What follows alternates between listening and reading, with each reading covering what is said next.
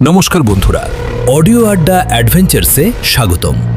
আজকের ঘটনাটা আমার এক বন্ধু অনিসের সাথে ঘটেছে। ও আমাকে যেভাবে বলেছিল ঠিক সেভাবেই আপনাদের শোনাচ্ছি। তাহলে চলুন সিটে বসে পড়ুন, একটু কেয়ারফুল থাকবেন, কারণ ঘটনাটা শুনতে শুনতে আপনার গায়েও কাঁটা দিতে পারে। অনিস তখন সবে চাকরি পেয়েছে একটা প্রাইভেট কোম্পানিতে। পোস্টিং হয়েছিল শহর থেকে অনেক দূরে একটা ছোট মফস্বল এলাকায়। ওখানে কাউকে চিনত না, বন্ধু বান্ধব নেই, আত্মীয় স্বজন নেই। থাকার জায়গা খুঁজতে বেশ কষ্ট হচ্ছিল। কয়েকদিন হোটেলে কাটানোর পর একজন স্থানীয় লোকের মাধ্যমে একটা বাড়ির খোঁজ পেল। ভাড়া খুবই কম, প্রায় অন্য বাড়িগুলোর অর্ধেক। মালিক বললেন বাড়িটা অনেক দিন খালি পড়ে আছে, তাই ভাড়া কম রাখা হয়েছে। অনিস তখন এসব নিয়ে বেশি ভাবেনি, কারণ পকেটের অবস্থা তেমন ভালো ছিল না। নতুন চাকরি, প্রথম মাসের বেতনও এখনো পায়নি। ব্যাগ গুছিয়ে সোজা উঠে পড়ল সেই বাড়িতে। বাড়িটা দোতলা, পুরনো আমলের। দেয়ালে শ্যাওলা পড়ে গেছে, কাঠের জানলাগুলো ক্যাচ ক্যাচ শব্দ করে। সিঁড়ির কাঠগুলোও পুরনো হয়ে গেছে, পা দিলেই মড়মড় শব্দ হয়। বাড়ির সামনে একটা বড় নিম গাছ, যার ডালপালা প্রায় জানালা পর্যন্ত ছুঁয়ে গেছে। রাতে হাওয়া দিলে সেই ডালগুলো জানালায় ঘষা খেয়ে অদ্ভুত শব্দ তুলত। কিন্তু ঘরটা বড় আর ভাড়া কম, অনিসের কাছে এটাই যথেষ্ট ছিল তখন। প্রথম 2-3 দিন কোনো সমস্যা হয়নি। অফিস থেকে ফিরে রান্না করা, একটু টিভি দেখা, তারপর ঘুম, সবই স্বাভাবিক চলছিল। অনিস মনে মনে ভাবছিল এত সস্তায় এত ভালো বাড়ি পেয়ে ও বেশ ভাগ্যবান। চতুর্থ দিন রাতে প্রথম ঘটনাটা ঘটল। অনিস তখন সবে শুয়ে পড়েছে, চোখটা লেগে এসেছে সবে। হঠাৎ শুনতে পেল ওপরের তলায় কেউ যেন হাঁটছে। ভারী পায়ের শব্দ, একদম স্পষ্ট। 1 পা, 2 পা, ধীরে ধীরে, যেন কেউ ভাবনায় ডুবে হাঁটছে ঘরের এক কোণ থেকে আরেক কোণে। অনিস প্রথমে ভাবল হয়তো ইঁদুর বা বেড়াল হবে, কিন্তু শব্দটা এত ভারী ছিল অনিসের বুকটা ধুকপুক করতে লাগলো। কিন্তু নিজেকে সাহস দিয়ে বলল, নতুন বাড়ি, হয়তো পুরনো কাঠের জানালায় হাওয়া লাগছে, না হলে ছাদের টিনের শব্দ, কিছু না। এই ভেবে আবার শুয়ে পড়ল। কিন্তু ঘুম আর এলো না সহজে। প্রায় ঘণ্টাখানেক ধরে সেই শব্দ চলল, তারপর হঠাৎ থেমে গেল, যেন কেউ শুয়ে পড়ল। পরের কয়েকদিন এই একই ঘটনা ঘটতে থাকল। প্রতি রাতে প্রায় একই সময়ে, রাত 12:30টার দিকে, ওপরের তলায় সেই পায়ের শব্দ শোনা যেত।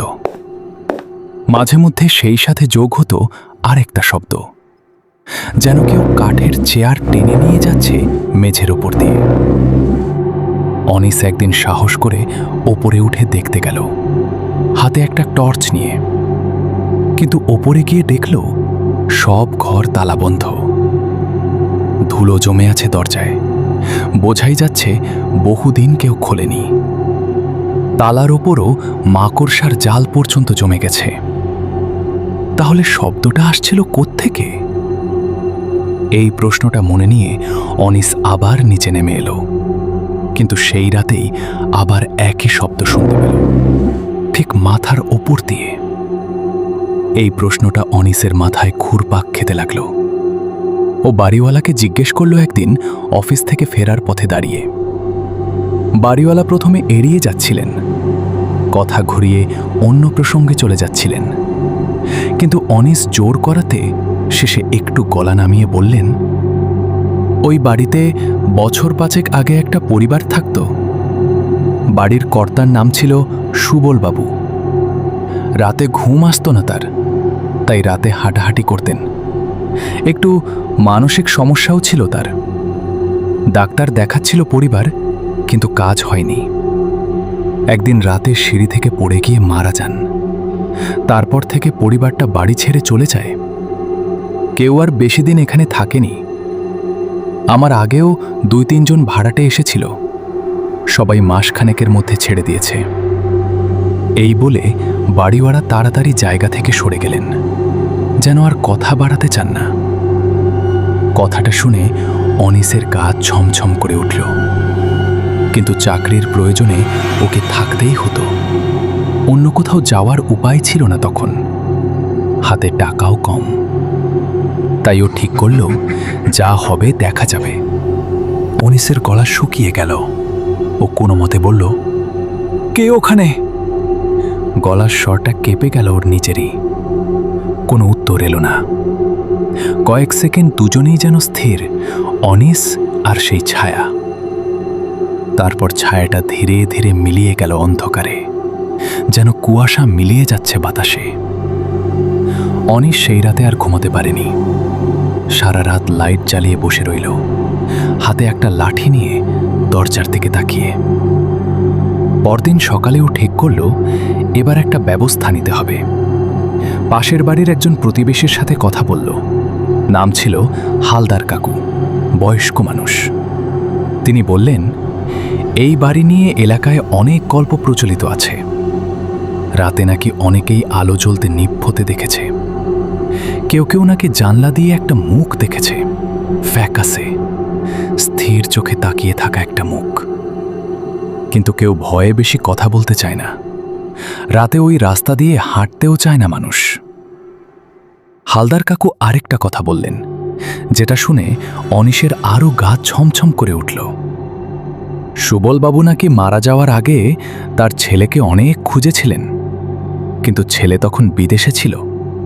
শেষ দেখা হয়নি বাপ ছেলের। মৃত্যুর সময় সুবলবাবু নাকি বারবার ছেলের নাম ধরে ডাকছিলেন।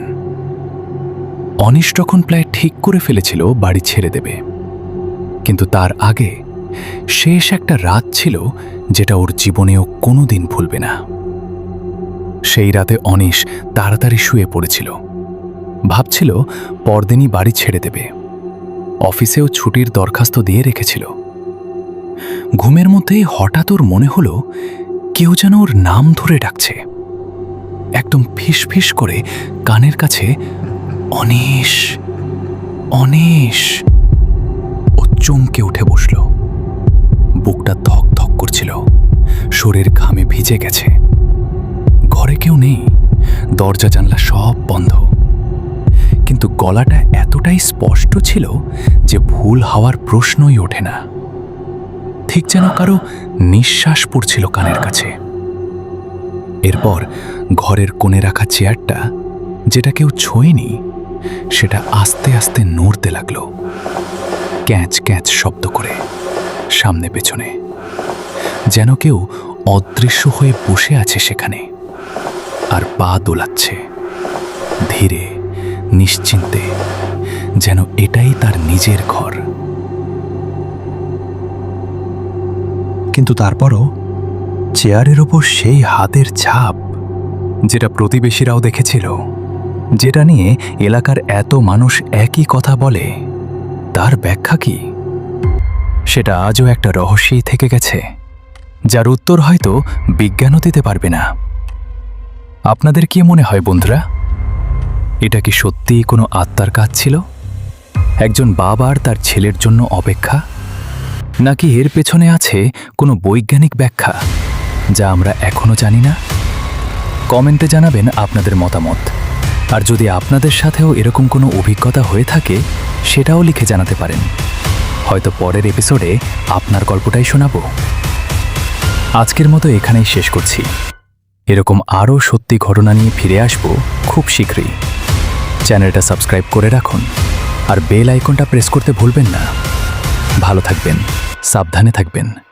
আবার দেখা হবে অডিও আড্ডা অ্যাডভেঞ্চার্সে।